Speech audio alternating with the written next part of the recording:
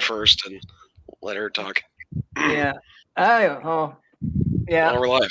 Yep. Yeah, that's what.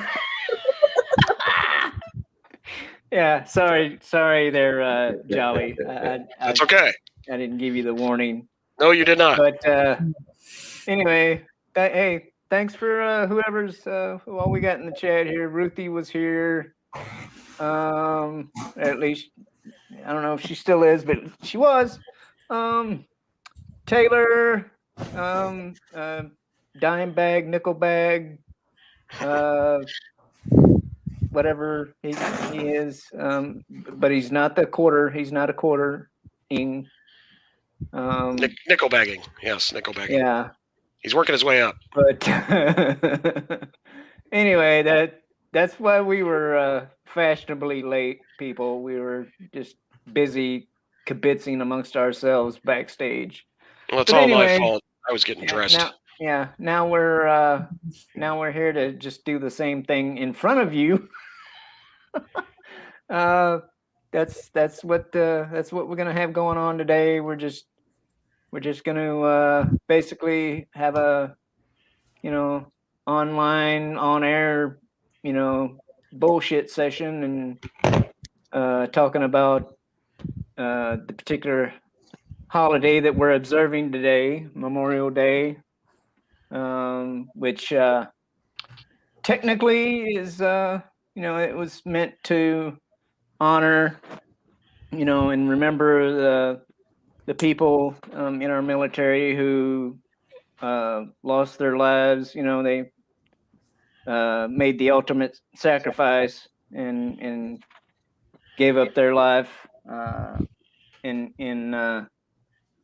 battle, and but we do also it's kind of become a practice to honor those that were lucky enough to make it home, and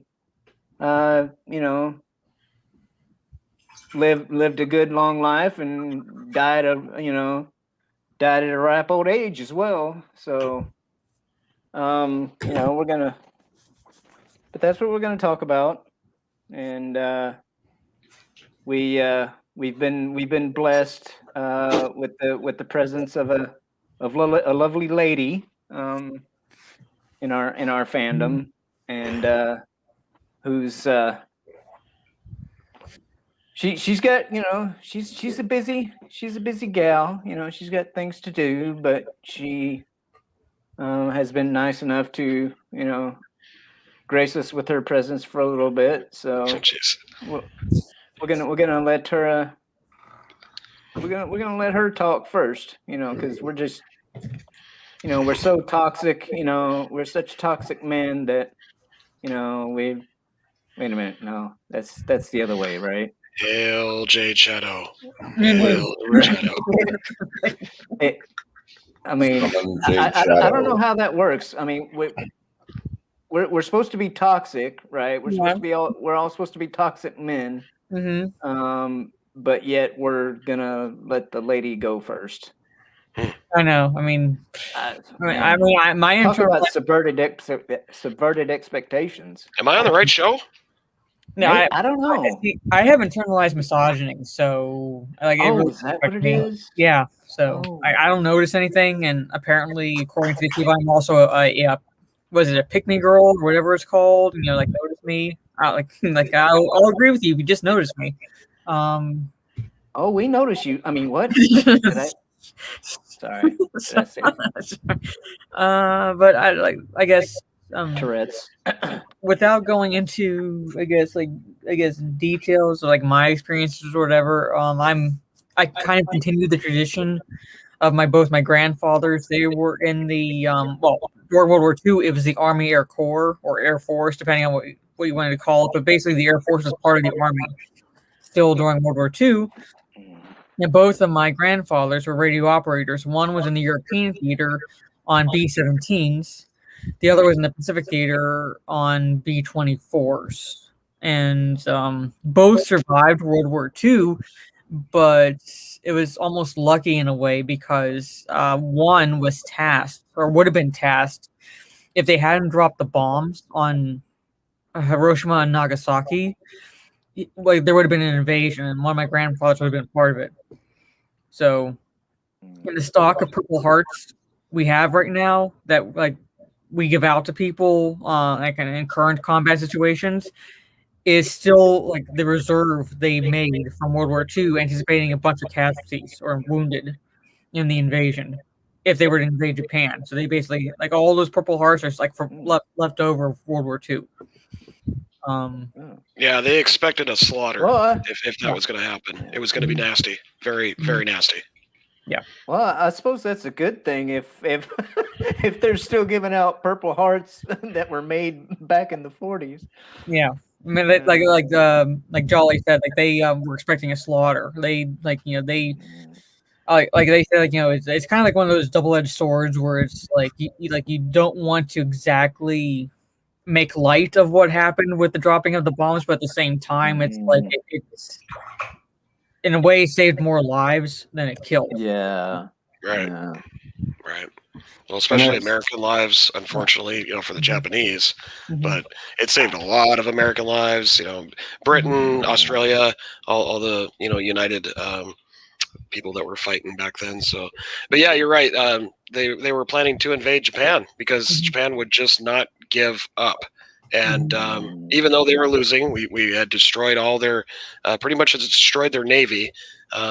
We had that last great battle out there in the Pacific, which turned our way, fortunately. I think it was Midway, right? Battle of Midway.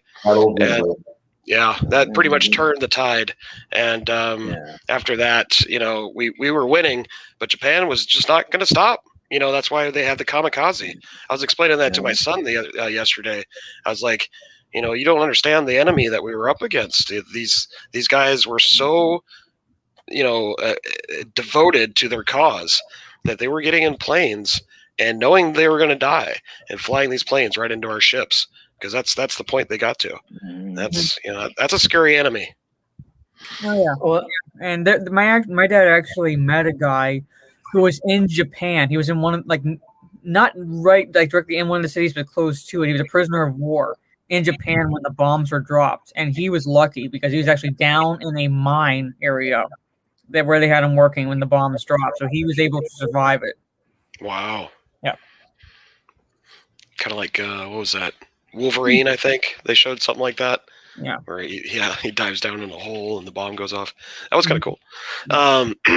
But yeah, no, thank you for your family's service, Jade. Appreciate that. Oh, you're welcome. And like I said, I kind of carry on tradition. My dad would have enlisted. He tried to enlist at one point in the Air Force, but he had glaucoma at the time, which cleared up afterwards. But he regrets never going back and trying to enlist again. So I so in a way, it skipped a generation to me, and I enlisted right after college, pretty much. But yeah, I've been to long deployments in Iraq and Afghanistan, and then Guam, Turkey, Netherlands, Antilles. I've been to Kyrgyzstan, Germany, Qatar, and yeah, I think that's it. Now, with you being a college grad when you went in, were you an officer or were you enlisted? That's only active duty, and I enlisted in the Guard because I was planning on going back for my master's at that time. So early, at least looking into a master's program and also civilian employment at that time. So, but I put the equivalent of 4 years of active duty in.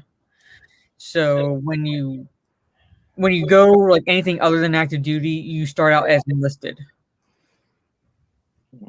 So I did take the exam to become an officer, but no positions ever opened up at my base while I was there. So that is typical.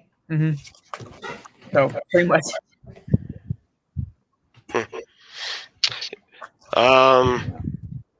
Who's next?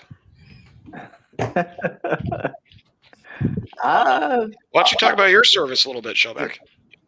Well, I mean, I don't know if everybody knows exactly what you did.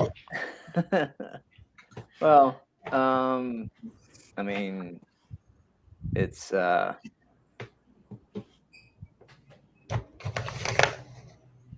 not really what I was planning on, but okay. Anyway, yeah, no, I tried enlisting straight out of high school, and I had a little I had an issue, a medical issue that that DQ'd me, and I kind of gave up for a while.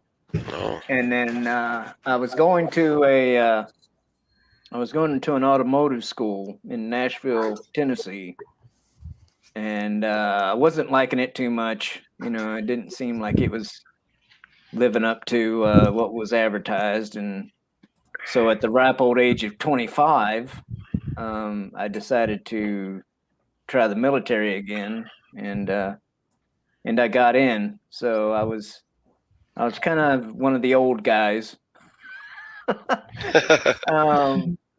And which is funny because I mean, there's not really a whole lot of age difference between 18 and 25, but anyway, it didn't stop a few of the guys in boot camp from calling me dad and whatnot. But anyway, some of those same type of people though were like my best friend, situation when when I got to A school, because or not A school, when I got out into the fleet, and got stationed up in the Northwest, they were like still like 18 or 19 years old, and so they would employ my services for us to go across the border into Canada. So they could drink. Mm-hmm. So anyway, but I've been to some of the places that Jade's been to. I did 2 Westpac cruises, and which about 3 out of those 6 months, each of those times was spent doing laps in what we called Saddam's pool, the Persian Gulf. And I've been to actually, in my first trip though was to Prince Sultan Air Base in Saudi Arabia, and which it does not exist anymore, or it's not ours anymore, I don't think. But anywho, but yeah, I've been to that part of the world. I've been to Hong Kong, and that, but this was years ago. Not like now with with the China is asshole guy. I was.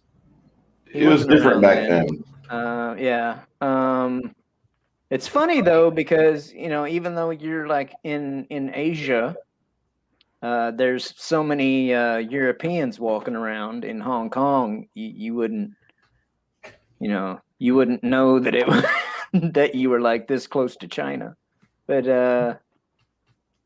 and I've places like Singapore and Malaysia, Kuala Lumpur,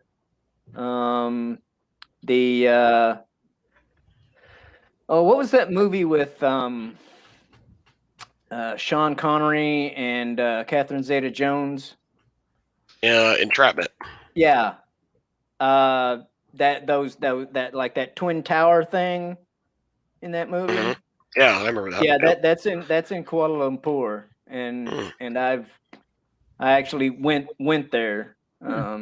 So it's those were the cool. It's pretty cool to see in public. I think they're in real life. Tallest twin buildings in the world, if I remember right. Especially after the Twin Towers dropped. Right. But so yeah, I was I enlisted for 4 years, re-enlisted for 6. Got my divorce ribbon. Divorce ribbon. Yeah. It's a joke amongst us military people. It's like if you're if you're in the military long enough, there's a good chance that you'll end up getting your divorce ribbon. And so anyway, after that, I took part in in things like Operation Enduring Freedom and Iraqi Freedom, and so anything that happened from 1996 to 2006, I was kind of a part of that, and sending the flyboys off the pointy end of the ship in good shape, so they would come back to us. And of course. Yeah, but and then my older brother, that's just me and him. He was in. He was a nuclear guy. Bubblehead. You make good money. He did his 6 years, because when you're in the nuke program, you have to do 6 years. So he did that, and got out, and he was trying to get a job at this power plant and that power plant, and a lot of them were like, "Oh, you're overqualified," So you were on aircraft carriers, I take it. Me, yeah. Well, yeah. Actually, I was never what we call ship's company. Like I wasn't assigned to a ship. I was always squadron. So my first command was a VAQ 131, based out of Naval Air Station Whidbey Island, in Washington. It's a electronic attack. I know that island well. And they when I was with that outfit, they were still flying the EA-6Bs. Well, there's a Navy port. There's a Navy port right there in Everett too, I believe, right? Yeah. There's I can't remember what they do in Everett, but the across the water from me is another Navy base, and then on the other side of basically on the other side of the, I guess you'd call it a peninsula, but is a submarine base. But the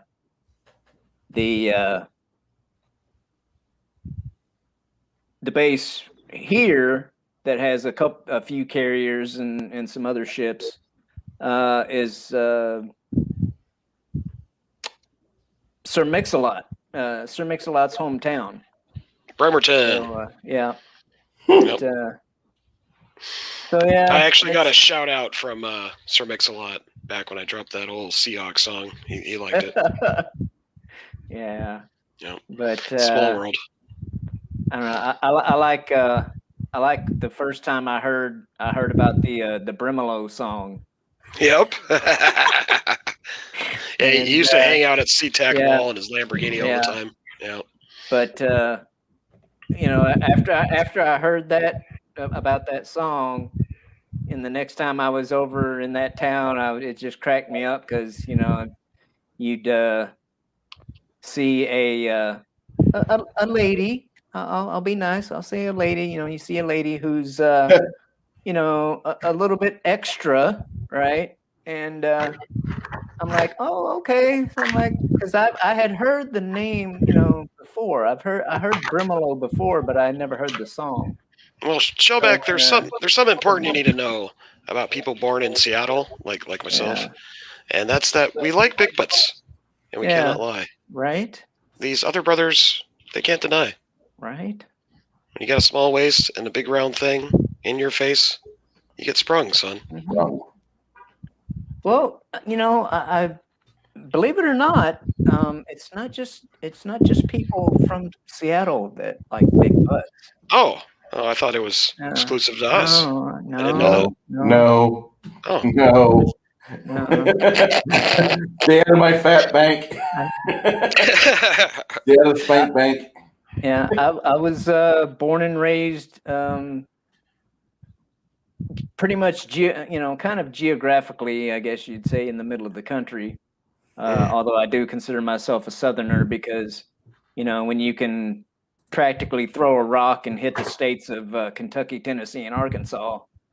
But yeah, no. Wait. Does Jade Shadow like big butts? That's an important question. Well, I'm half Middle Eastern, so technically I have one. So nice. And we love you for not just that, Mara. What? We love you for not just that, but that's included in the love. All right, thank you. Yeah. It's funny. The other day, Showback brought up your Australian bikini picture. I had totally forgotten about that. Yeah. But then it instantly that image went right back in my mind as soon as you said that. Oh, that's right. Oh, that's right. And I sat there for a while, like, oh. What were we talking about? Right. I need to share my screen here for a minute. Can you do the screen share thing, Shellback? Are you savvy? Yeah, I mean, I know how to highlight it once you put it up there. Okay, hang on. I'm not that much of a boomer. All right, there we go. Can you see it yet? Yep, I can. So I just wanted to point this out real quick. Not all our fallen heroes were human. This is a statue that's over in Guam, and a lot of people don't realize that a bunch of Dobermans and other dogs, but mostly Dobermans, were enlisted basically to fight over on the island front in World War II against the Japanese. Reason being was we were getting our asses kicked as we were coming onto the islands, onto the beach. And, as soon as we got on the beach, they were just ripping us apart up in the hills. We couldn't get them. We couldn't find them. So what we did was we incorporated the dogs. And what we did was we taught the dogs to not bark, but lay down as soon as they smelled, the enemy. And believe it or not, that actually turned the tide of the war right there. That was another big moment where when we incorporated the dogs, we were able to infiltrate these islands a lot easier. And we did lose quite a few, as you can see, but you can look this up. It's over in Guam. It was all the military Dobermans. And if a lot of people that know me personally know that I actually breed Dobermans. That's my brand, baby. Love that dog. Very loyal, very smart, and extremely protective. And if you go back and look up some of the stories, I believe there's a show called Devil Dogs.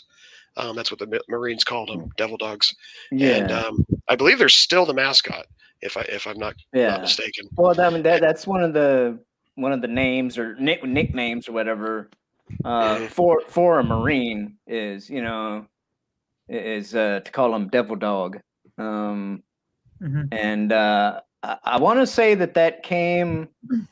I want to say that came from the European theater. I don't know. I may be wrong, but we actually stole the Dobermans away from the Germans in World War I. They were trying to destroy them, and we actually stole a bunch of them and brought them over to America. So that's how we incorporated the Dobermans. Right. Yep. But the Marines got the nickname Devil Dogs from the enemy they were fighting. So. Yeah. I just thought that was kind of cool. A lot of people forget that. A lot of people forget that. There's a lot of dogs that are used in the military and law enforcement too. And I know I think in both cases, especially when it comes time for retirement, because they after a while, when the canine starts to get a little age on them, they'll be retired, and more often than not, they get sent home with their handler. So whoever they've been working with, they just which they go home with them anyway. From my understanding, they go home with them anyway when they are in service. But when they get retired, basically they just become that person's family pet. Because they're so attached, they're so attached to that person that it would really be detrimental to adopt them out to someone else. You're absolutely right on that, Shellback. Actually, there was not only did some of the Dobermans die in those incursions, but also some of the handlers died, and the Doberman did not. And I remember watching this one story about one of the handlers had passed away, but the Doberman was still alive, and that Doberman would not let anybody touch that body for over 8 hours. Like you just held protection over it. Yeah. And it took a while before they finally convinced the dog to leave the body so they could take care of it. But it just shows the devotion. A very very devoted breed. And and people sometimes wonder why I'm not a cat person. Well, I like pussy too, Shellback. Yeah. Well, yeah. I mean, who doesn't? Right. I mean, but anyway, is that it? That's not sure. Yeah. You can see that. You can look that up, though. There's lots of information about it. That statue is in Guam, the island of Guam, which was one of the many islands that we had to fight the Japanese on. People just think the fight happened out on boats and stuff, and it's not true.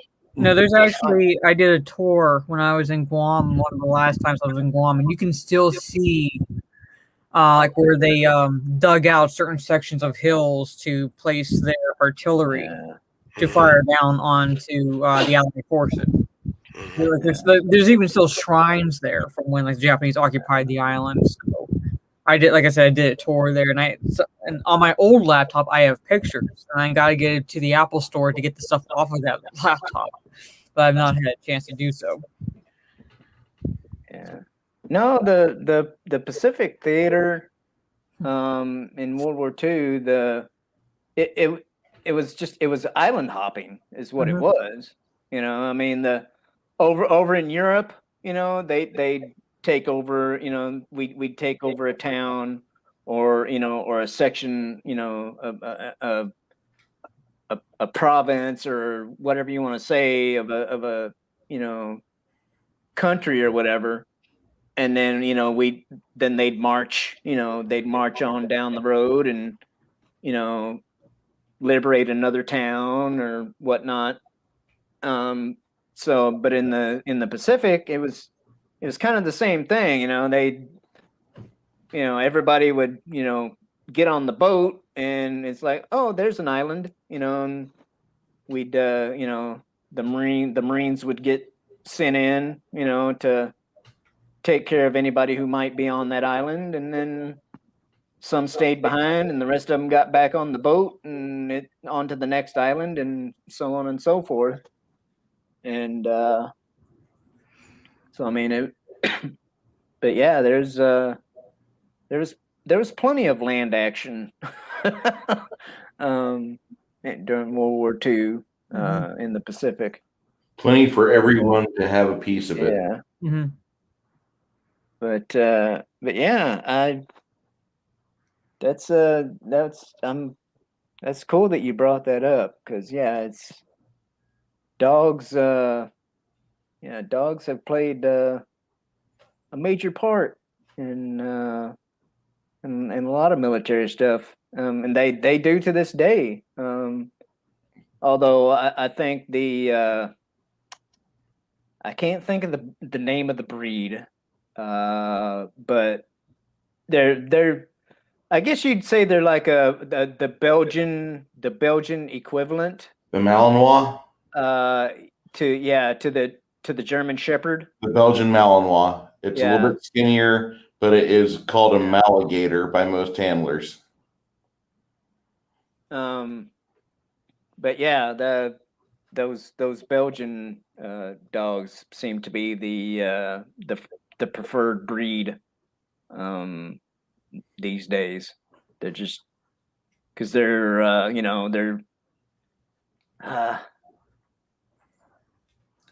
they're like highly intelligent, and they're spirited. I wouldn't say they take good to they really take good to the training, so I mean they're really trainable and whatnot, so they've got all the preferable traits for the work that they do. But I got to add on to that. I was muted. This is Ripley. Yeah. Hey, Ripley. That was Crowley earlier. Is the youngest. This is the girl. That's Crowley. This is the old man. This is the dad. This is Bishop. Oh, hey, Those Bishop. are your beautiful dogs. They're all pissed off because I was supposed to feed them right before the stream, and I'm like, oh, well, we'll feed you after the stream. So now they're pacing and looking at me like, we're gonna eat you here pretty soon, motherfucker. Have you seen the movie Strange Brew? Years ago. No. There's a scene. The dog's name in that movie is called Hosehead, and there's a scene where they forget to feed him, and he looks at the two brothers, and all he sees are steaks, them as steaks. Yep.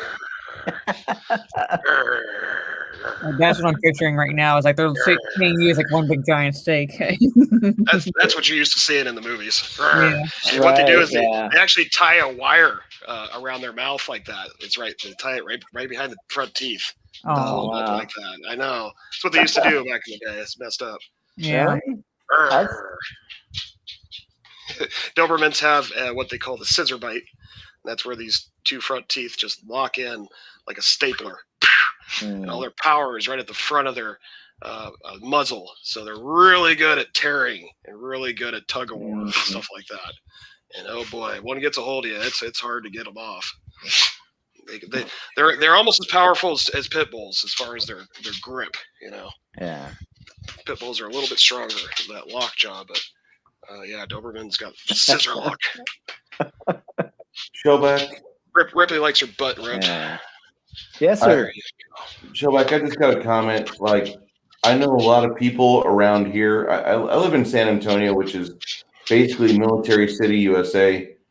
And a lot of the people that I have had good contact with, close contact with, they've brought me on their job sites before, and they've shown me the difference between a German Shepherd and a Malinois. And a German Shepherd, when you introduce it to a room with a target at one end with a lot of obstacles between point A and point B, the German Shepherd will take a second or two and map it out, how to get around all the desks, chairs, obstacles, and how to get to the opponent, the target, as efficiently as possible without being seen. And they try to do this little belly crawl sneak thing.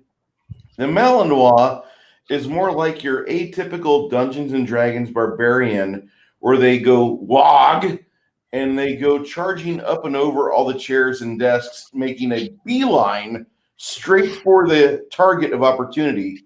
And they're going for that person no matter what's in the way. They're just going to barrel right through it. They're going into that enemy. And the Malinois is good if you like that approach. I myself would rather have a dog that thinks about shit for a second, but the Malinois are called Maligators because they start biting and chewing, and the result is a mangled piece of flesh if you get it back. If you get it back. Crowley! Sorry. And I'm not saying anything great or bad about Germans or Belgian Malinois. I'm just saying that's the difference I've seen with law enforcement and other training that they give the dogs. And that could be you could attribute that to firsthand experience because I've seen this. Yeah. Lots of fun. They're getting crazy. Also, by the way, I didn't have the bruising for multiple days from the German Shepherd like I did from the Malinois when I put on the padded suit. Oh, wow. That was the price I had to pay to see this.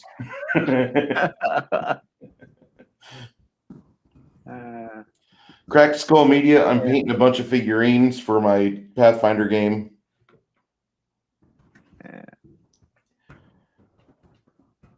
Well, so what kind of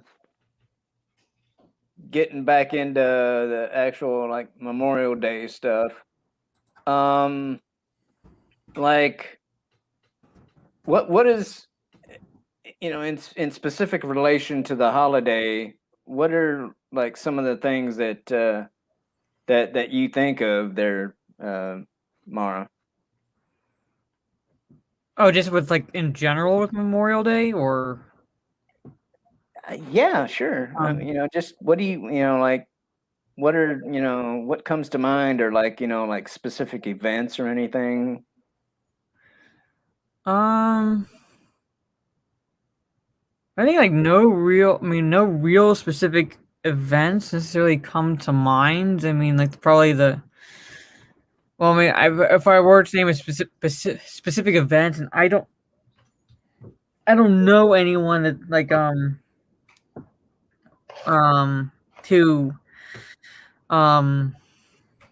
I don't know any of the casualties, but when I was in Afghanistan, I was on Skype with my family. I was like sitting in my I don't know if you've actually been in Afghanistan, but when I was there back in around like, you know, several like a while ago, trying not to age myself.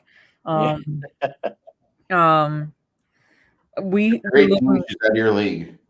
we lived in what were called bee huts, and like B stands for box. So literally, they were what they sounded like, box huts. They were basically plywood, like one long rectangle, which is split into two big squares, which was those squares in turn was split into four individual like tiny rooms. So I was in my room. I'm talking to my family, and all of a sudden, like this like kind of shockwave or something, like just like I hear this like loud boom, and the HUD starts to shake.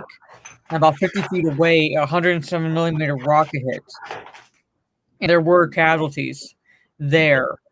So it's like when I think like Memorial Day comes around, I think of kind of like remembering, even though I didn't know them, those I served alongside when I was in like particularly Afghanistan and Iraq. But at the same time, kind of like counting my blessings that I can remember them. And I'm remembering also like my grandfathers who served in World War II. They survived World War II, but it was like basically like, you know, like them along with the sacrifices of their brothers in arms that will like allow us to like be where we are today, and continuing that tradition of honoring their like the service. So Yeah. that's what I think of like with Memorial Day for me. So Right. So okay, so that makes me think of another question. Like, like what do you what do you think of a lot of people seem, especially these days, seems like a lot of people really just don't have, you know, any respect for any of this, you know, like our I know like our current vice president in particular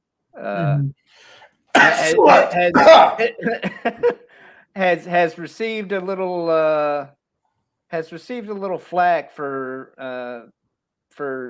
tweeting out, you know, everybody enjoy their long weekend, you know, basically, you know, not even like it's just like that's it, you know, like it's just a long weekend, you know. And unfortunately, I think a lot of people that's like all it is to them. It's just a day off of work and a chance to barbecue or whatever. Well, part of that is, I think, also our education system has turned into more of an indoctrination system, because I've seen videos where people have asked people, let's put it this way, old enough to know this, but they'll ask questions like, what is Memorial Day? And they will have no idea. They will have no idea, and it's because they're not taught, and two, they're also kind of taught in a way that anyone serving in the military is essentially a warmonger. So you have like that infiltration of the education system by, I'm just gonna flat out say this, by communists, because basically, like, communists have said, if you want to like take over something, you take over from the inside, and what better way to do it than with the education system? Right. That now we're like, we have like current generations that only see it as a long weekend. So thanks, Parrothead. This is the youngest. This is Crowley. He was being the craziest earlier, but I got him calmed down. Hey, he's Crowley. He's only 3, but look at the beautiful canines on this bad boy. Good Lord. Hey, Crowley. Beautiful He's such dog. a sweet. This one is Mama's boy here. This one's attached to the Asian of the house, and she's out of town right now, so I actually get some love and affection. But when she's around, I barely see the fucker because he's attached to her hip. Yeah. The oldest is Dobermans. You don't pick a Doberman. A Doberman picks you. And so the oldest is Bishop. That's my son's. He's picked my son. Ripley, the female, that's mine. She picked me. And then of course Crowley picked my old lady. But yeah, it's they're very devoted to one person. At least they tend to be. So if you get this breed, you're gonna have a lifelong partner. Oh. Ripley, let me guess. Ripley was named after a particularly strong female character in an awesome movie. Yeah, actually, you're right there. In fact, so was Bishop, but not female, but Bishop was named after the same movie. And then Ripley's father was Kruger, my first Doberman. He was a red. And then Bishop's father was Voorhees, was another one. Okay. It was a red Doberman. So I tend to stick with the movie names. And then, of course, Crowley, if you know your horror movie lore, he's the son of Bishop, grandson of Voorhees. So what I did is I kind of named him after the grandfather. Kane Hodder plays Jason Voorhees, and he also plays Victor Crowley in the Hatchet movies. So yep, that's why he's named Crowley. Aww. Yeah. Oh, he seems sweet, but trust me, this dog is a freaking spring load. I mean, it doesn't take much to get him going, and flies around the house, and he's so strong. He's about 100 pounds, and if he jumps at you when you come in the door or something, he'll knock your ass against the wall. I mean, they're powerful, very powerful dogs. Yeah. But sweet. Yeah, my dog is a lab pit bull mix, and she's, in terms of stature, she's on the small side, but she's all muscle. So if she hits you, you'll feel it pretty much. Like a ton of bricks. Yeah, pretty much. And she gets like what we call zoomies. I'm guessing the same thing that Crowley does, where he just runs around the house basically. And yeah, she'll do that. And one time she was running around the house, and I like kind of like moved slightly in like one direction where I was like, oh, she'll avoid me. No, she got me like right in the back of my legs. Ooh. So, but she bounced off and looked at me like I was like the one at fault. I was like, yeah, I've been lucky. Like when I first started breeding, I've been taking pick of the litter every time, because I stud service is what I do. I do studding.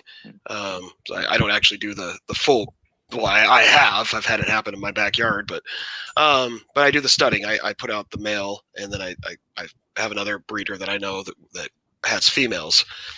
And so I've had pick of the litter three generations in a row now.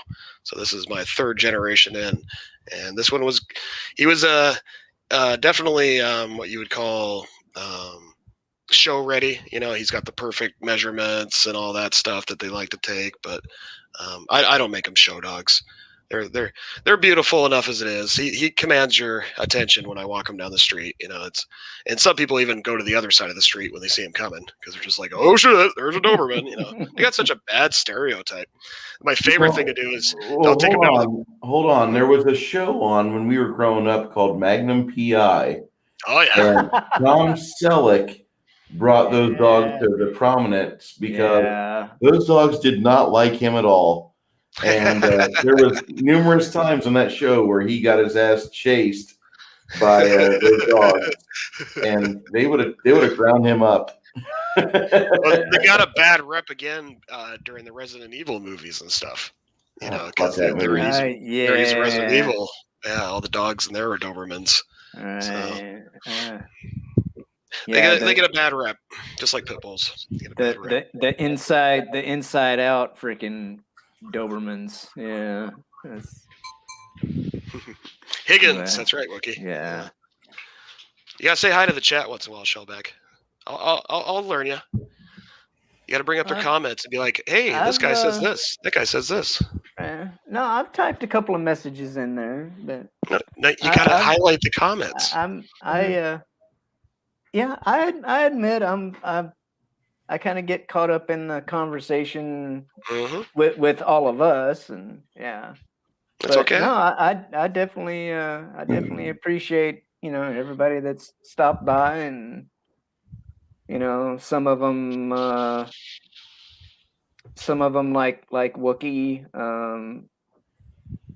may need a haircut or a shampoo or something like that, but they're welcome anyway. It's guys like Parrot Head that's always sending goofy pictures and stuff in the you're part of the club? You part of the Parrot Head Club? Yeah, he'll send you all kinds of. You can go to my Discord and check out the chat. Titty Privilege. Parrot Head dropped some very nice pictures in there. Just saying. Soul Assassin. He's another good one. Kai, one of our resident authors.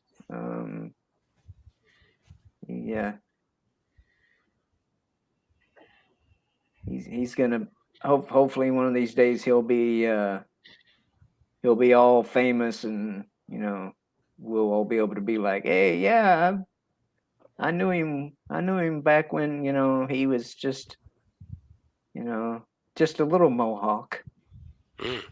Yeah, but it's I don't know. And another one of my things though is like a lot of times on Memorial Day, I'll be out and about, and they'll something comes up, or something's mentioned or whatever, and they're like, well, thank you for your service, and I'm like I appreciate it, but today's not my day. It's like that's Veterans Day.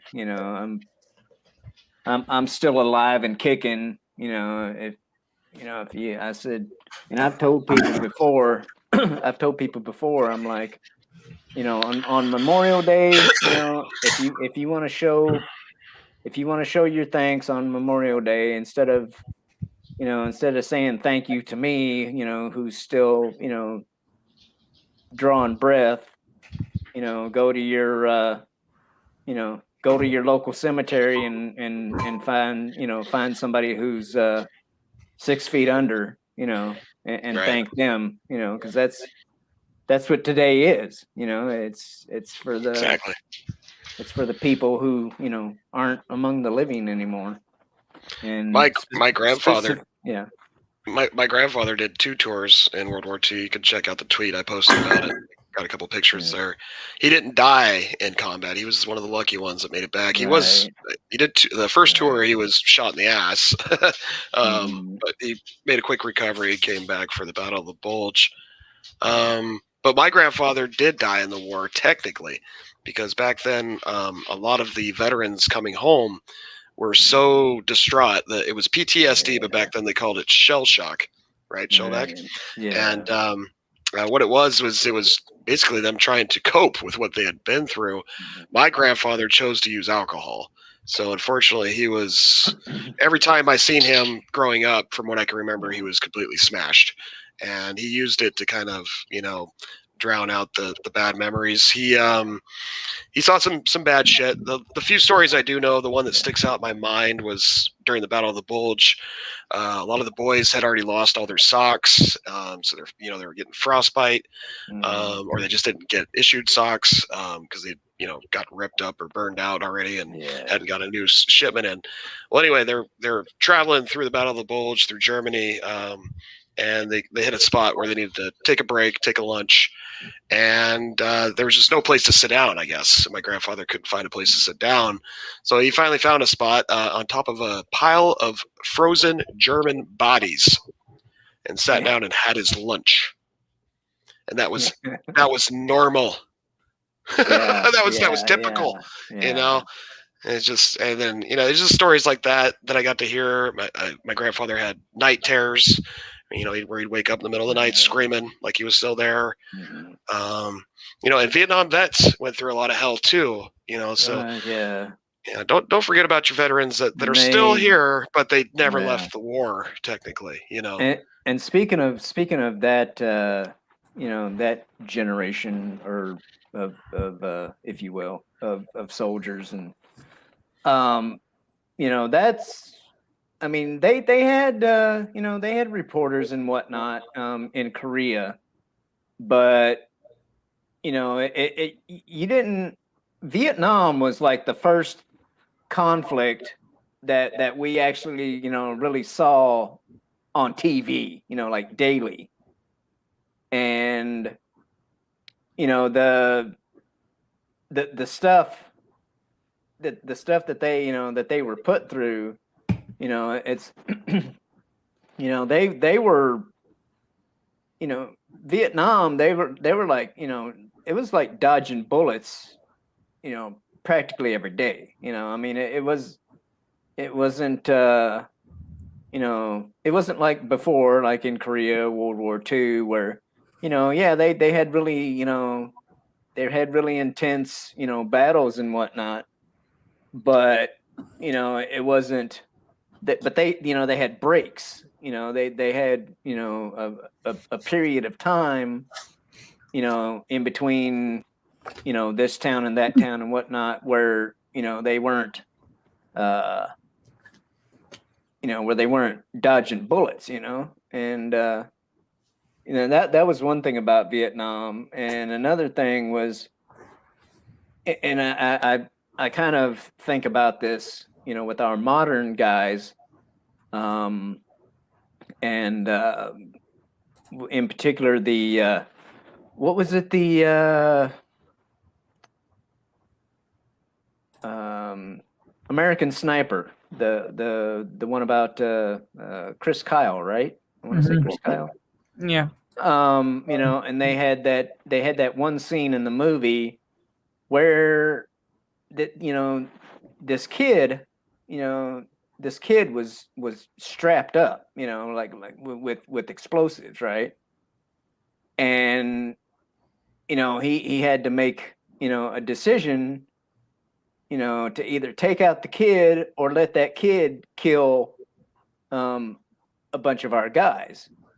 And that's one of the unfortunate things that that we first saw back in the day with the Vietnam vets is, something similar, would happen to them almost daily, and it's like, just the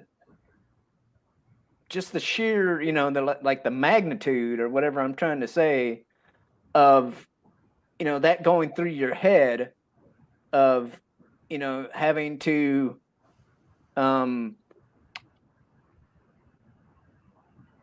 delete, to use a nicer word, having to delete somebody of such a young age to save, your people, and then having to live with that,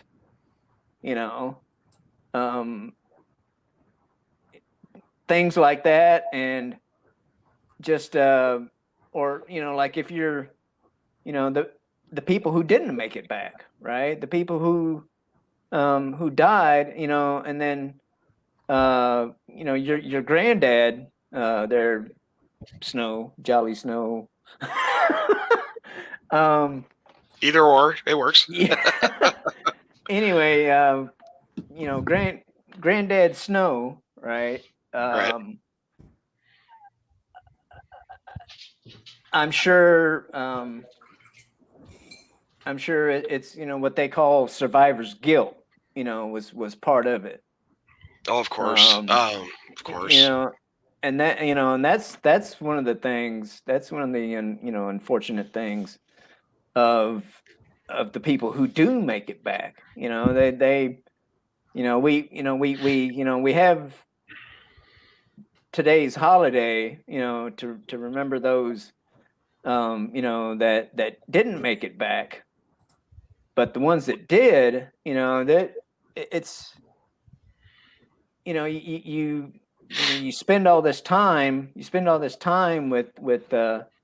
somebody, and you're depending, you depend on this person, and they depend on you, to keep them breathing. And when they, when something happens to them, and a lot of the time it doesn't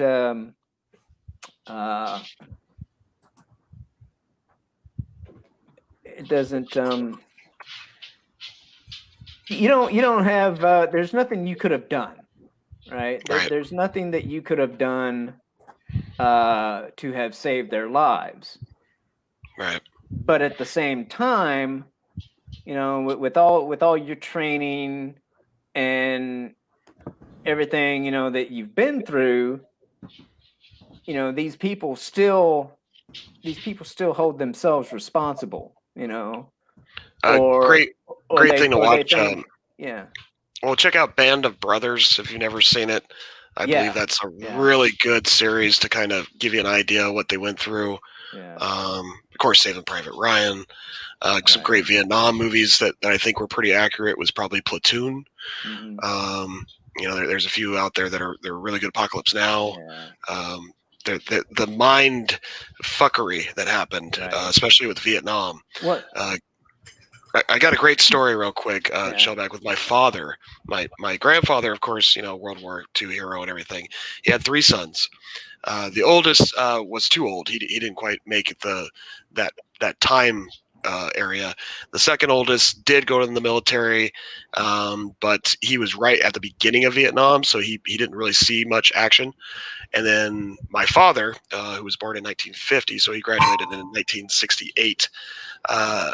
5 of his friends, his best friends that he hung out with every day, they were all a grade ahead of him, and they all got drafted to Vietnam, and every single one of them died.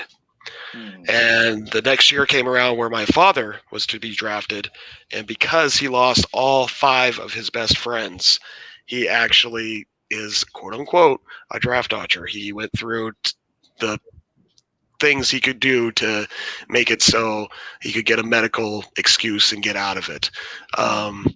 I look back at that and I think, a lot of people would say, your father was a coward. And I go, well, you don't understand, what these boys were looking at and what they were seeing back then. And, he's only 18 years old. He lost all 5 of his best friends. Every one of them came back in a body bag. I don't blame him for it, because I think the fear of just, it looked like a death sentence, to go over to Vietnam in 1968. So I don't judge him for it. I understand why he did it, but at the same time, it just sucks, man. War's bad, no matter how you slice it. Well, and so real quick, Miss Mara, I think Miss Mara has to depart. So if you want to like plug anything on your way out, please do. Well, I mean, I don't plan videos, so I can't say like look for any videos coming up. It depends on what news is out that I feel like either I want to talk about or perhaps deserves a rant or so and so forth. And I don't believe in clickbait titles or videos. So if I genuinely don't care about a topic, I'm not going to make a video, even if it is a hot topic. There, pretty much is how I roll in that regard. Normally I would say I would try to do a live stream Wednesday, but I might be playing actually D&D Wednesday evening or some point, or I don't know, maybe during the day. Yay, Mara! Won't know for sure until closer to Wednesday, like when we can nail down a time. But who's the DM? Stieg Kenobi? Yes. He's the DM right now, and I play a Moon Elf Cleric. And we're using the 3.5 edition. So that makes me so happy, but it wouldn't matter what edition you play. The main thing is, are the people at the table having fun? Oh yeah, it's pretty much Stieg is the only guy in the group. It's like a group of like 4 women, and to say that men are only toxic, like you really would need to sit on our D&D sessions. Yeah, women RPers, women tabletoppers. If there's a table of women, you have a lot more toxicity at that table. You'll have waterboarding. You'll have like torture. You'll have torture porn. You'll have all sorts of nasty shit at your table. And I'm not saying anything negative about women, but like the soft and spice, everything nice bullshit. It's bullshit. Have you seen the Tuck and Roll show? Do you know who my co-host is? My just to get an idea of like my character at one point grappled a guy from behind. At like we were enslaved, but in this town, and we were like basically like harem girls at this bathhouse, and I had to disable this guard, so I choked him from behind in a grapple move, and then stuck a sock on his dick afterwards. I mean, the DM was like you're insane. Like I just wanted to do it, because savage. Yeah. So, but yeah. So like maybe if we do it early enough in the day, I might do another Cringe Factory live stream at 8:30 p.m. my time. That's Eastern. And the next technically live session for me will be on Twitch. Friday, 10 p.m. Eastern, I've been streaming Resident Evil Village. So right now I'm at the Lady Vampire's Castle. Yeah. Jade, is the new Resident Evil, is it only first person? Because I'm so used to third person with Resident Evil. It's only first person, which I'm having to get used to, because my preference is third person. Yeah, my preference is third person, but it piqued my interest with the creepy gothic atmosphere. So I'm like, oh, well, maybe I'll give this game a try. And I'm enjoying it so far, but that would be like my one gripe, and that is I don't like first person viewpoints. I prefer like third person. I play better with third person. So me too. But I get like the vertigo feeling, when I'm in first person. Like it's too up close for me. I need to be back further, see what the character is doing, see where I'm pointing. Just a hand out in front of me doesn't work. But yeah, I've never liked it. Never liked first person. Yeah, and it's just like you also like your peripheral vision is like right. is just kind of shoved in. Narrowed. So like if Yeah. something happens to like either your left or your right and it's off screen, like you're like, where the fuck are you coming from? I hate that. Yeah, that's one of the biggest things about first person. I still feel like they haven't quite perfected first person yet. And maybe when they get the whole virtual reality thing going. Yeah, my brother actually has Resident Evil 7, the VR game, so I'm gonna try that out and see what that's like to see if because I don't know if you guys have like know about like Mark the Cyborg. I've been talking to him a lot recently, particularly with anime, and he told me that like he found it easier playing it on VR than controller because you're able to like basically point your hands as if you were holding a gun in the direction. And he said like when he went through I guess the final scenario, it was like John Wick, like headshot, headshots. Badass. But when we went through and I played it with a controller, it was like much more difficult. So we'll see. The controller is not your friend. Mouse and keyboard forever. Oh, jeez. I'm also a first person guy. You talk about first person shooters, and I'm thinking Quake, and Unreal Tournament. Yeah, that's my jam. Mm-hmm. Well, I mean, I used to be PC gaming, and then I switched to console just because it was like I switched from like Mac, not Mac, but Windows to Mac, so it's like much more difficult to get online games that way. But I like to joke this as I like to be a god amongst the mortals because you have the jokes about PC Master Race. So there it is. Nice. I'm now a console. I'm now a console person right now, and at least until I'm able to, at least at some point, afford to get a separate PC, possibly for gaming. So we'll see. But that's basically my two channels in a nutshell. Jade Shadow is YouTube, and Jade_Fire is Twitch. So, congratulations on your YouTube subscription count eclipsing 3,000. Mm-hmm. I don't know if I told you this in another chat, but I'm really proud of you. You fucking nailed it. And you did it within a really short time. Mm-hmm. Thank you. I'm actually that's cool. Surprised because I didn't really officially start my channel until when was it? I can't even remember. I had to look back at my first video to see because it was November. It was a November time frame. It was after Thanksgiving, so would have been I think 2019 thereabouts. Mm-hmm. So yeah. Now, I'm once again going to call bullshit, our Jay Shadow. Mm-hmm. You had a badass presence on Twitter, so I am not surprised at your sub count. And you've had great support. Some of the best people out here in YouTube, and like Lethal Lightning. That's a brother of mine. We've been brothers for a long time, and he's helped me a lot. He's helped you a lot. He's helped everybody. And when you got great people in this community that can support, the sky's the limit. Sky's the limit. So well deserved 3,000. I think you should be at 5 personally, but hey. Well, onwards and upwards at this point. But thank you for that. I appreciate it. So,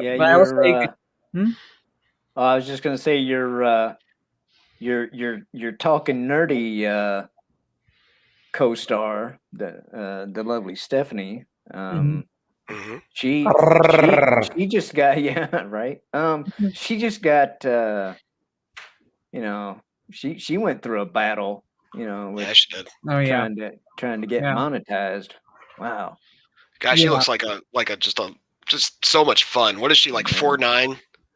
A little firecracker. I can tell. I actually I think she's like about the same size as my sister. I think maybe Steph might be like a little bit taller than my sister because my sister's 4'11", and I think Steph is probably around that, maybe 5 foot. So I beat Steph by only about 2 inches.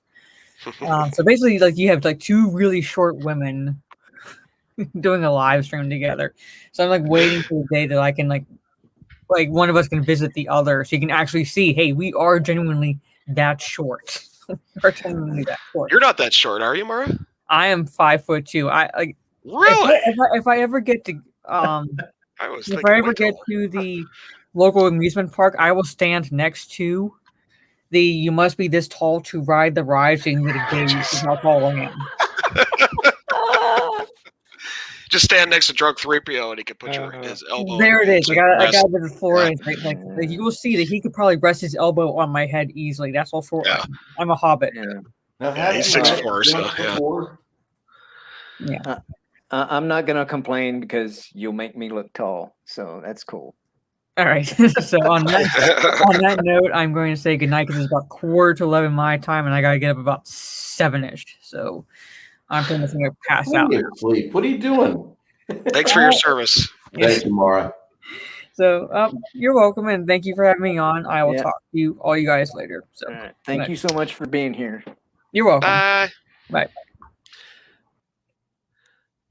Jade Shadow. Love her. I got to jump off next shellback because I got 3 Dobermans and 2 little ankle biters that are circling me like a shark, bunch of sharks, and I'm the bloody body in the middle of the water. Right on. Yeah, if I don't feed them here pretty soon, they will feed themselves. Yeah. They will find a way. Right. They're smart.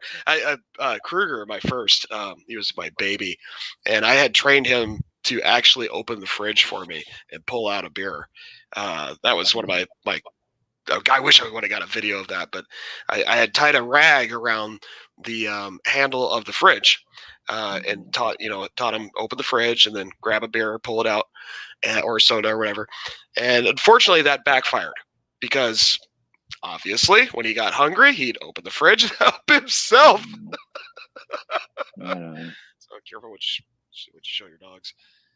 But yeah, great stream, Shellback. It was a good little show, buddy.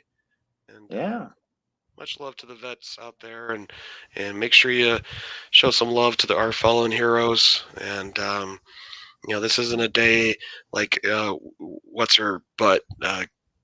Kamala Harris said, this isn't just a, enjoy your weekend bullshit. This is a day where you actually take a moment and think about the people that did lay down their lives. So me, Shellback, and Bruce could be here right now saying what we feel pretty much within YouTube guidelines, of course, but being able to say whatever the hell we want. That truly is, the definition of freedom. Take that away and we got nothing left. First and Second Amendment, baby. Protect them at all costs. Yeah, right on. I'm all about those. And hopefully one day here on this platform and well, every social media platform. Hopefully one day we'll, be able to like fully practice that. But well, we're on the front lines now, my brother. We are on the front lines now. So let's just keep fighting the good fight. Right on. Well, we're Happy Memorial Day, my friends. Happy yes, Memorial sir. Day. Happy Memorial Day. Happy Memorial Day. And we're all glad for Grandpa Snow, and that was kicking actual Nazi ass. Hang on. Not the what people think a Nazi is these days. Grandpa Snow was actually fucking up some real Nazis. I will show you right now if you'd like to share my screen real quick. Yeah, man. Sure, sir. Bam. There he is. This is my grandfather. He's got the old gun on the hip and the picture on the left. I believe that was on the German border between Germany and France, I believe, the first picture. And then the second picture was when they had actually pushed the Nazis back even further in the Battle of the Bulge. And they'd capture some trucks and weapons and stuff like that. My grandfather had captured a Nazi flag, so he thought he'd be cool and stand next to it and pose next to it. And I've had assholes actually say stupid shit to me about this picture. You wouldn't believe the dumbest freaking comments I've had on that picture. Right. Almost to a point where I've been afraid to share it anymore, but I still Right. share it. You know, it's because it's a moment in history. Yeah. How dare you post a picture of a Nazi flag? You know, and it's like it's my grandfather just kicked their asses, and that's how he got it. You dumbass. That's his trophy. You right? dipshits. Yeah. He brought that home. He did. These people have never read a book in their life about the horrors of World War II or the conduct of soldiers in trying times. And that's just one of the things you do when you go over there. If you can grab their standard, you grab their battle standard. And now you've got their honor. And these people don't get that. They don't understand. That's a prized piece. You want to bring that home. And funny story, kind of off topic a little bit, but this picture of my grandfather here, with him kind of standing there with the gun on his hip and stuff. My album cover that I made for my music that I did, my Beox stuff, and I made an album cover where I kind of did an homage to him, where I'm standing in the front. You know, I don't have a buddy next to me. I have Bishop, my Doberman, next to me. Yeah. But I am wearing my gun on my hip and kind of standing in the same pose that he was standing in as an homage to him. And when I released that CD to my Seattle fan base, the backlash was horrendous. Horrendous. Why do you have a gun? And I tried to explain to these stupid people that it was an actual homage to my grandfather and not me trying to be gangster. I was like, if I was trying to be gangster on my album cover, I would have pulled the gun out, held it, and pointed it at you or something stupid like that. It was just on my hip. You could barely even see it. Yeah. It was just one of those things, and and I'd taken other pictures too. I remember I took a pic with my nunchucks because I'm really well known for knowing my martial arts skills and stuff. And I put a tweet not too long ago where I'm showing off my nunchuck skills. Some of you might have seen that, but we didn't end up using that one. We used the one where the homage to the grandfather pose or whatever, and so I just. The rhetoric that's going around these days, today is a great day to really focus on what's fucking important. And all these people that are crying about the dumbest of shit don't realize how quickly we could be invaded and we could have another conflict with China or Russia. Things could turn dramatically and just like that. Just like that. So people don't realize how spoiled they really are. Yeah. And men like this, and like Shellback, and women like Mara Jade, and dogs like the great grandparents of my Dobermans went out and laid their lives down, or put their lives on the line to make sure that we continue to enjoy these freedoms. Respect that. Respect that. And I think a lot of people, and people have criticized me for saying so, but there's just part of me that thinks that we should do like a few other countries in the world do, and like mandate, have people have like you have to do like 2 years or something, but that it being as how how we are, it probably really wouldn't work anyway. But I think a lot of people would have a lot better appreciation for the way things are, and for the freedoms and whatnot that we have, at least for a little while longer anyway. I don't know the way things are going, who knows. But it's just that a lot of the people that that you hear or see going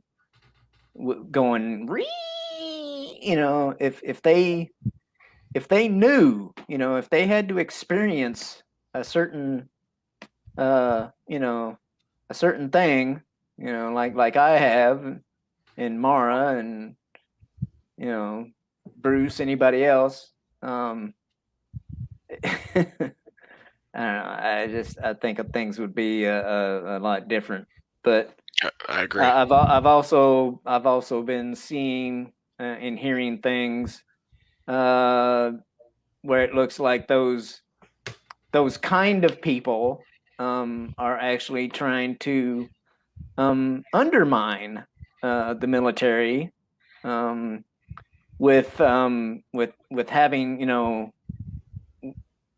with implementing things where, oh well, now we have to allow a certain type of people in the military, and we have to learn about certain things in the military, and all these things are actually really detrimental to a to the finely oiled machine that the military is supposed to be.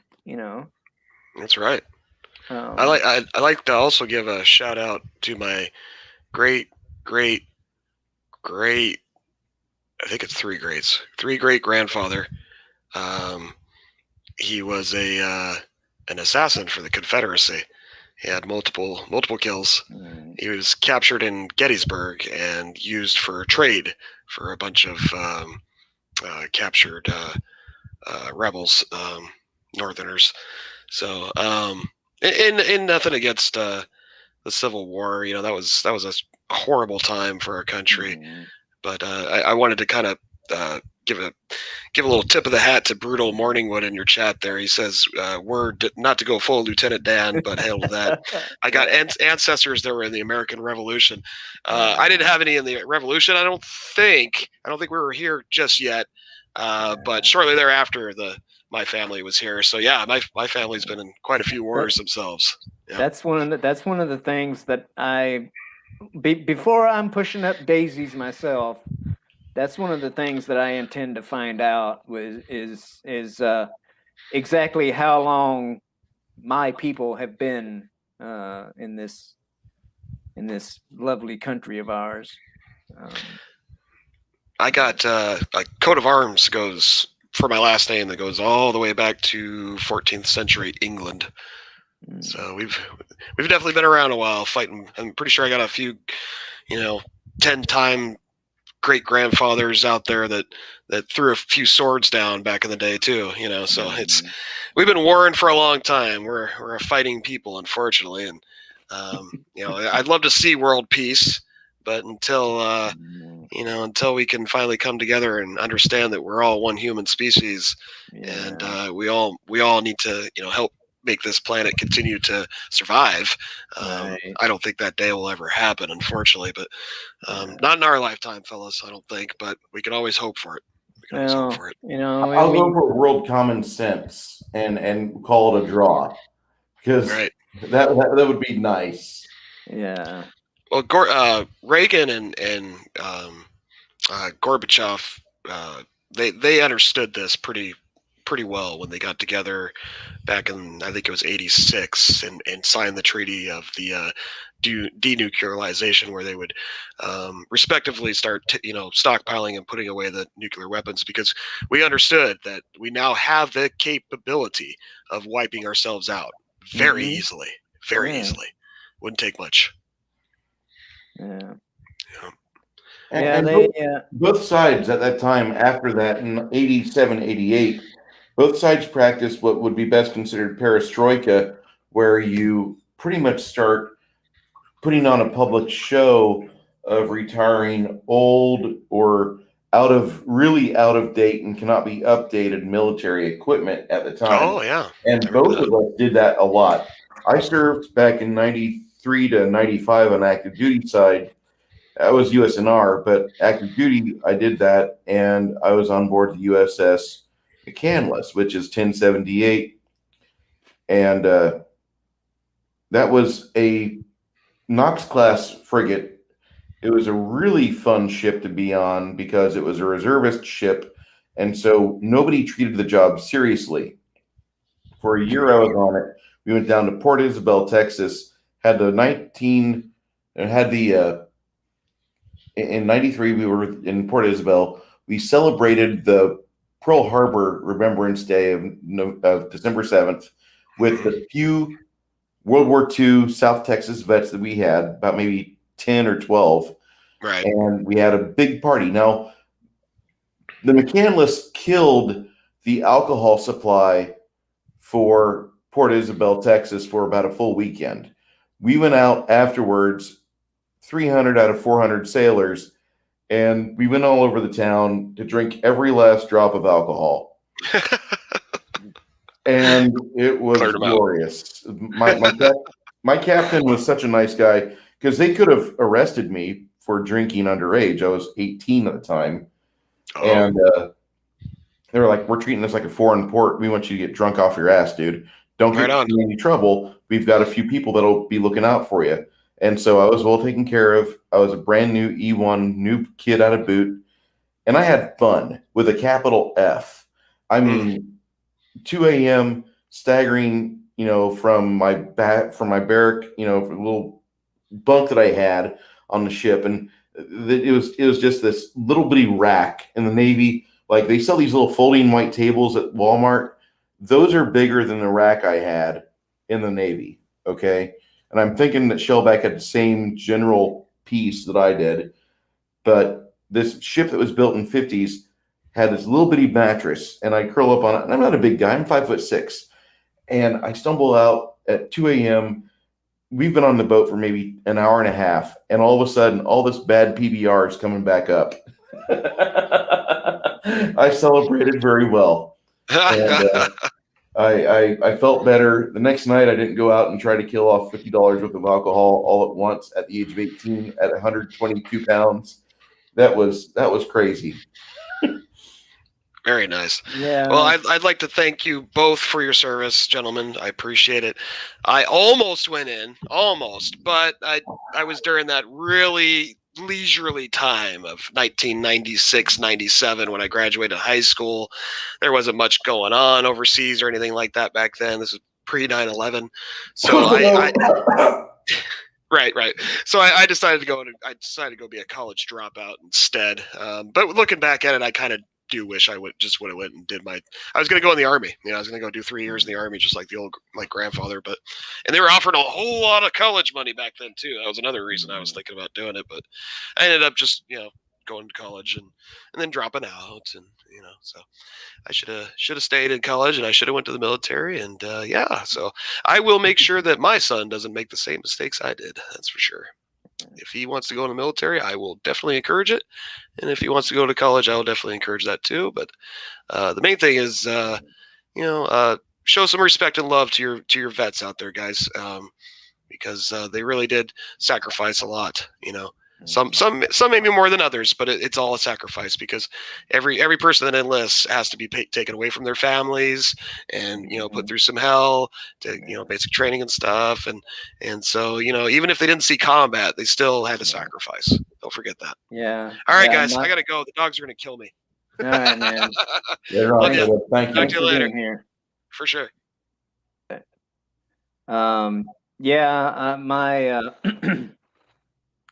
My firstborn, I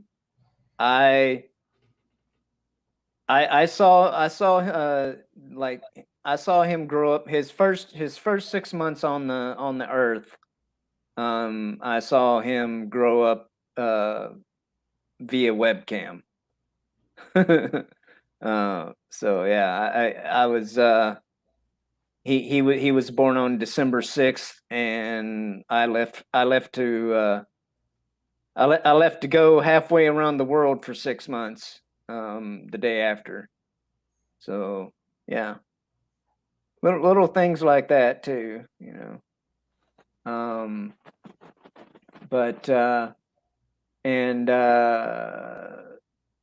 Adam Shawhan, so his granddad was in the Army Air Force. Well, but the Army Air Corps, they actually they do still exist. It's just that in what was it, 1947, they became the Air Force. So they're not called the Army Air Corps anymore, but they still exist.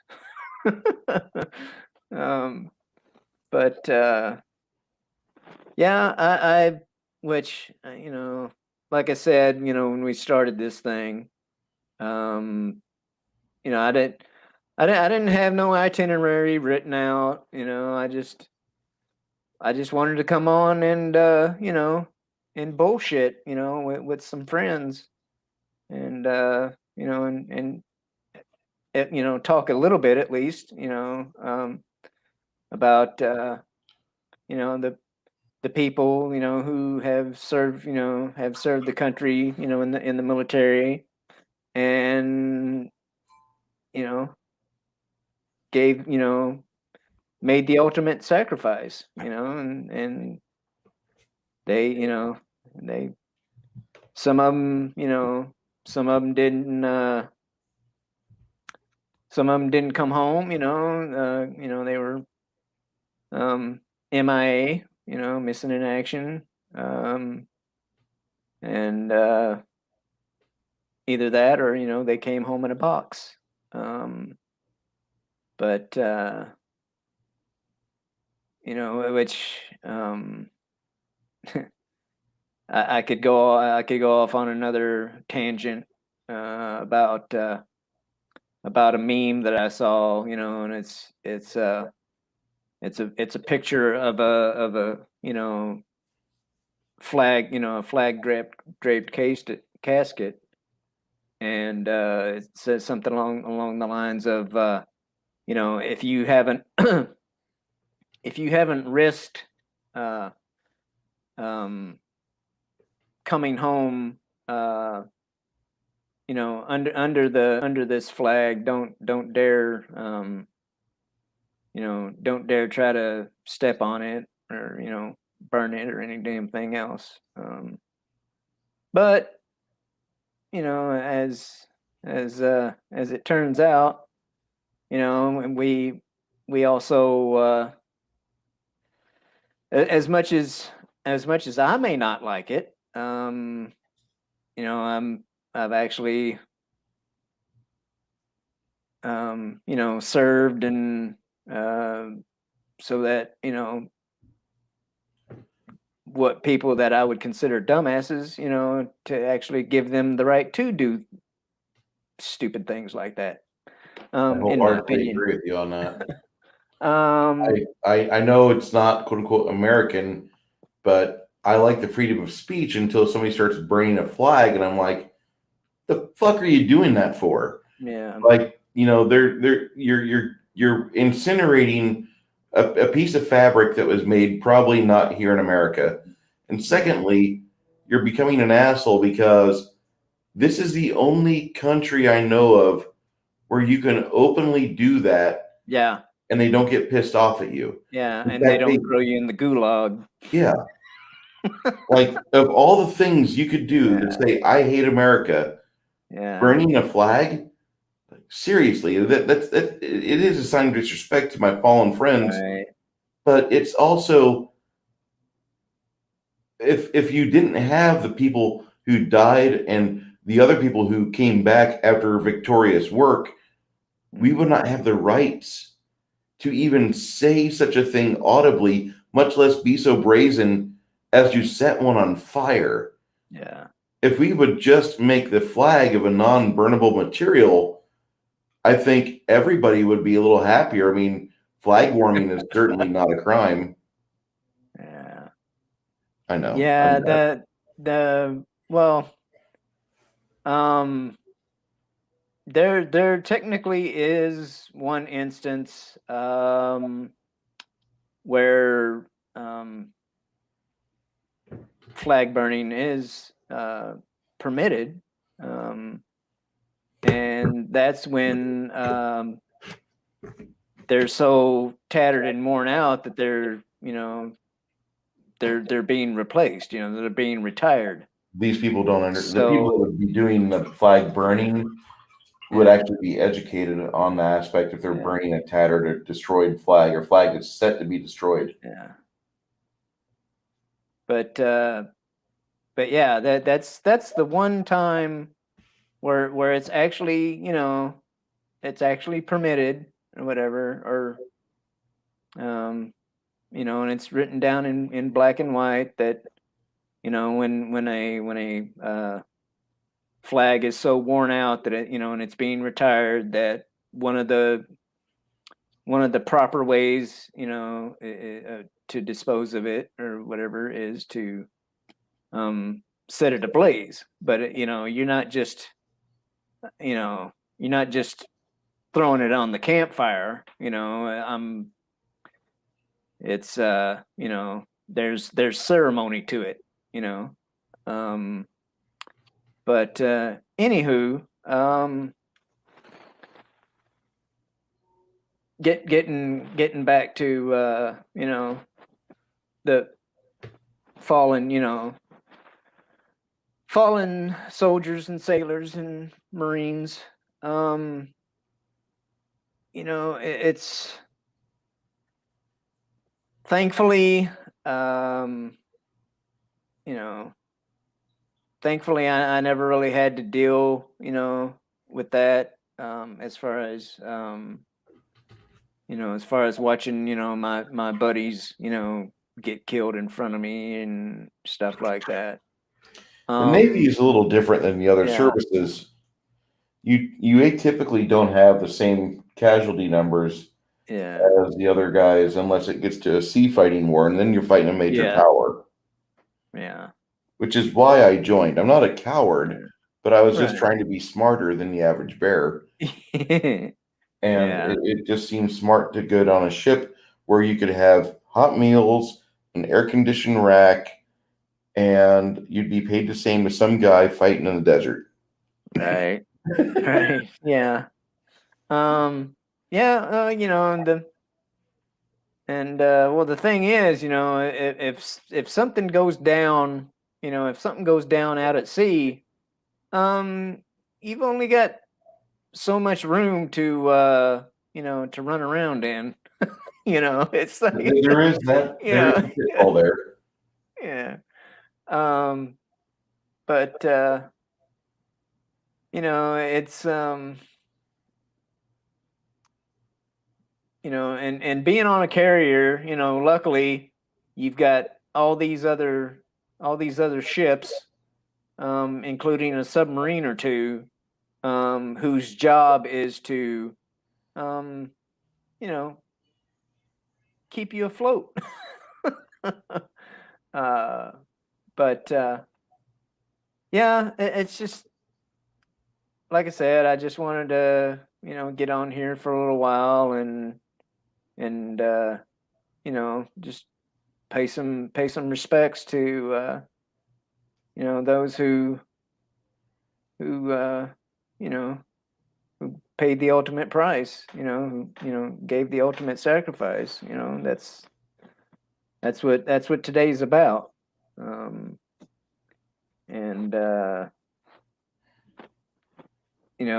Those people are they're at least a big part of the reason why we can do the things that we like to do in this country.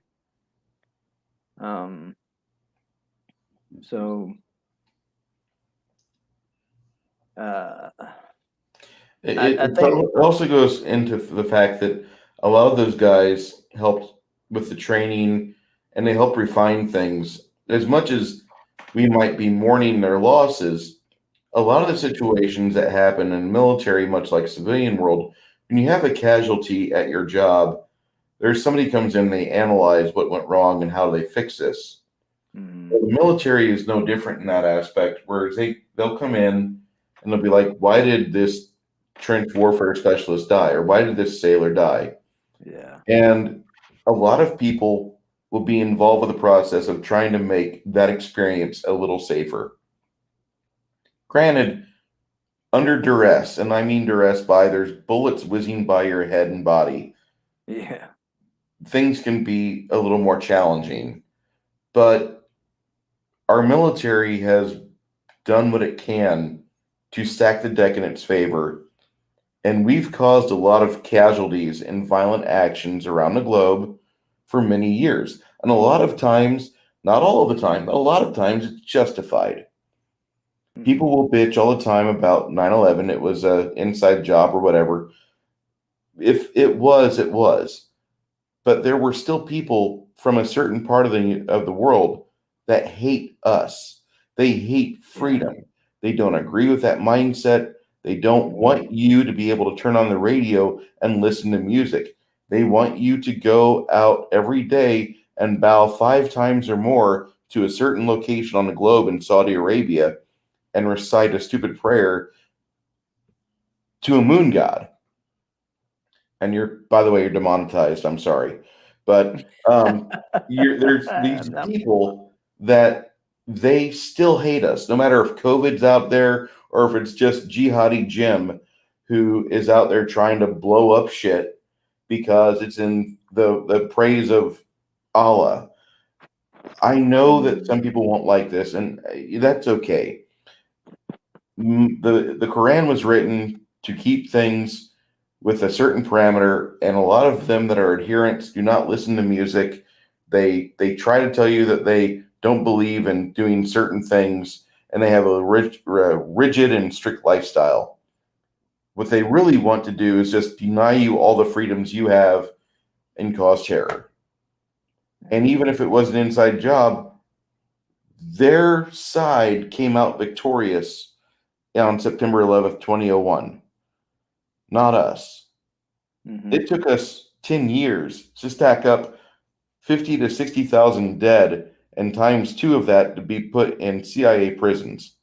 So we've done quite a bit for freedom. And if the Middle East, God bless them, but if the Middle Easterners actually like the idea of freedom, they could run with it. They could make a new environment where oil is very easy to come by, almost as easy as it is in Odessa, Midland. But you would have people flooding the Mideast for freedom. But you don't hear that. You don't hear people saying, I'm going to run off to Jordan so I can partake in freedom.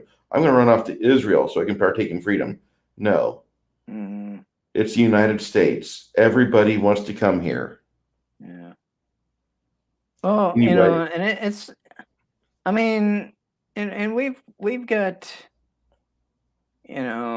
obviously, you've got, you got good and bad people everywhere, Exactly. But I'm not saying all Muslims are bad. Yeah, no, I know that. I'm just, and like, there's a couple in our little, community here that people absolutely just love, and that's awesome. But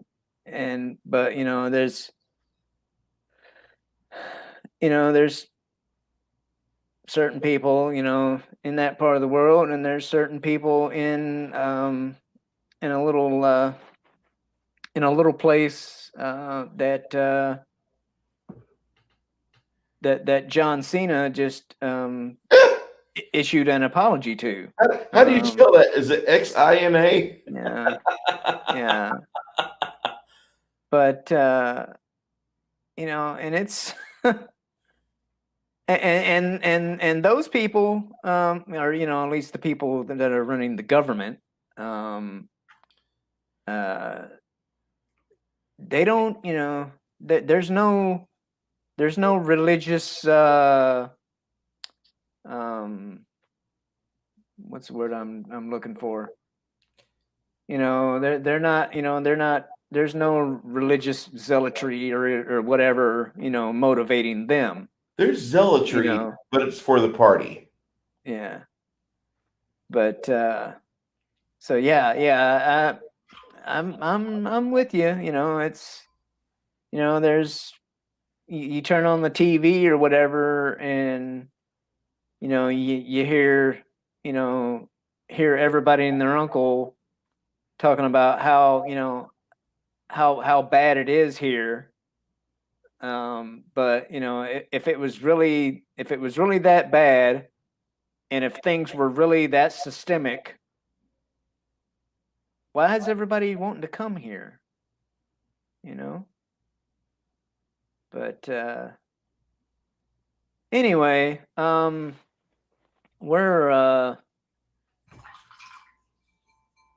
we've been on here for an hour and 44 minutes. And I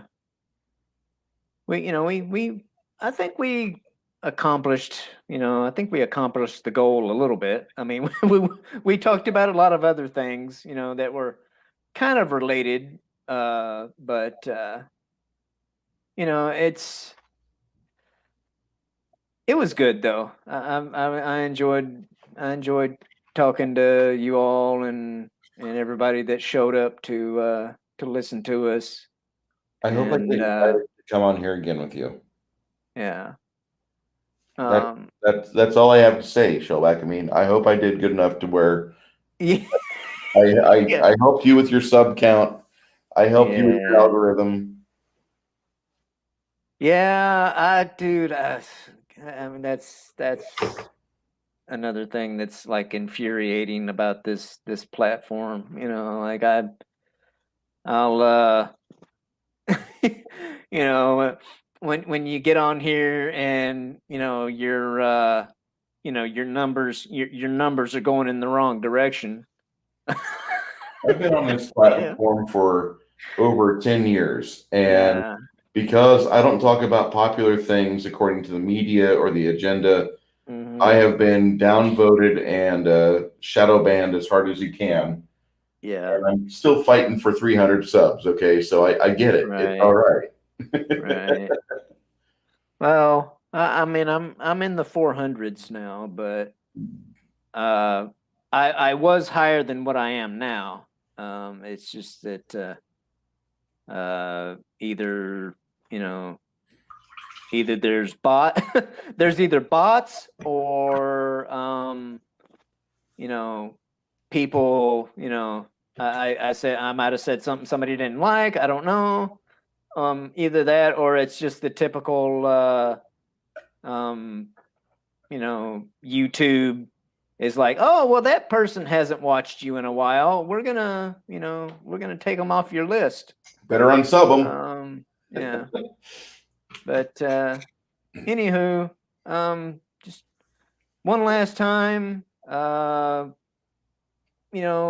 last Monday, of May, every year is Memorial Day, and it is meant for us to remember and honor those people who lost their lives, in military service. And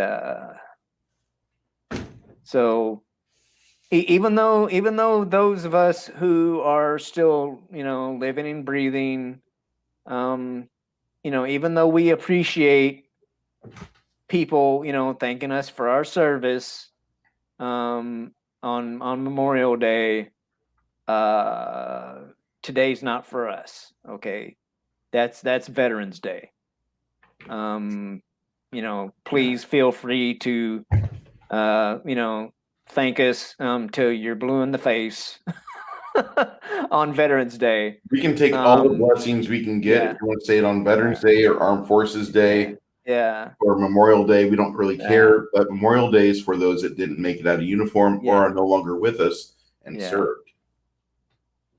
But so anyway, I appreciate everybody that came on the panel and everybody that tuned in here in the chat. And I want to say thank you to Tommy for showing up.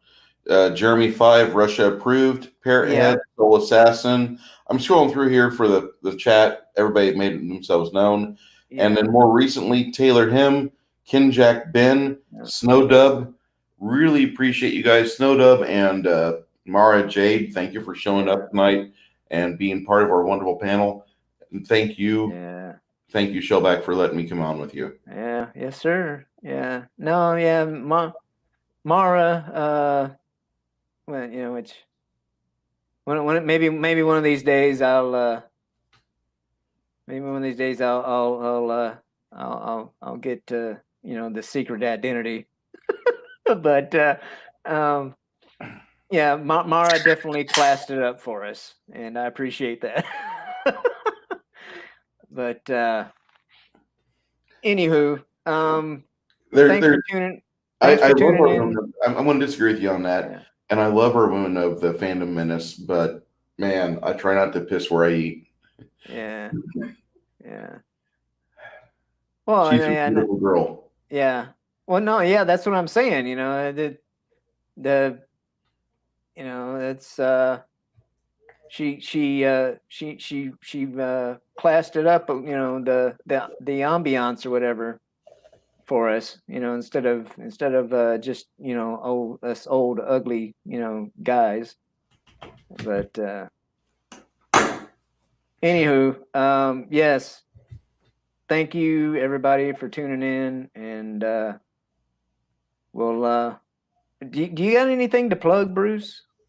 Yeah, tomorrow night I'm going to be on Brightest Days channel, doing what I did tonight. Basically, we're painting miniatures. I know that sounds to be kind of like a one-track pony, but after the day I have, I want to just enjoy myself. This is how I chill out. Sunday, we're going to be with Machiny 90 on his channel. And if you are a person who has a sickness for the thickness, check out Machiny 90's streams. He does wonderful ink work. He's just now started to do color work. I think all of you that are in the panel and chat would get a kick out of the things that are said and the things that are shown on his videos. Yeah. And speaking of Sunday, Sunday, which was yesterday, but before Bruce and Maki and Mads and Megatron, those are like the usual suspects on Sunday. But before that, Culture Casino does his his Sunday culture review, and that's always a good time. I think I might be on the roster for next Sunday, so that'll be a good time. And on Saturdays, I've been doing my my anime academia with Close Call Kid, who is a streamer yet. Yeah, he's he's a cousin, I believe. Yeah, cousin to Polly, Latino Slant, Polly. Okay. Yeah, that's one of his one of his primos, as he likes to say. But yeah, there's just so many, awesome people to plug. Machiny 90, Culture Casino, Mara Jade Shadow. Yeah, when she went on her tear about how she can't stand the communists, I had a brief moment where I felt like Liberty Prime. I hope you marry and have many children, Mara Jade. America needs your spawn. Yeah. But anyway, thanks for tuning in, everybody, and I'm gonna hit the button now. So I hope everybody had a good holiday, and I hope work doesn't suck too much for you tomorrow. My work always sucks, but the good thing is it smells like shit, and it always makes money. And on that note, bye, everybody. Bye, everyone.